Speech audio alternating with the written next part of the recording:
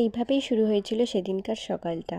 বাচ্চাকে খাওয়ানোর জন্য মাকে কী না হতে হয়, সত্যিই তাই। আজ আমি গায়িকা হয়ে গেলাম, খুবই বাজে গায়িকা তবুও। তো সেদিন ছিল ভাগ্নির রিসেপশন পার্টি। তো আমরা রেডি হয়ে পৌঁছে গিয়েছিলাম কনে যাত্রী হয়ে ভাগ্নির রিসেপশনে। তো এটা আমার ভাগ্নি আর এটা আমার ননদ। ওদের মা মেয়ের এই বন্ডিংটা দেখে সত্যি খুব ভালো লাগলো।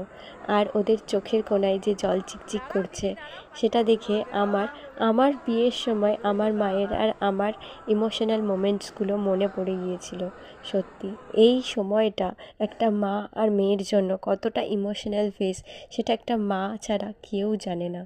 তো দেখো, আমি আমার তুতুর সাথে একটু টাইম স্পেন্ড করছিলাম।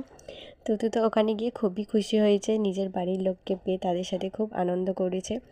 আর আমিও আনন্দ করেছি। তো টাটা, পরে আবার কথা হবে।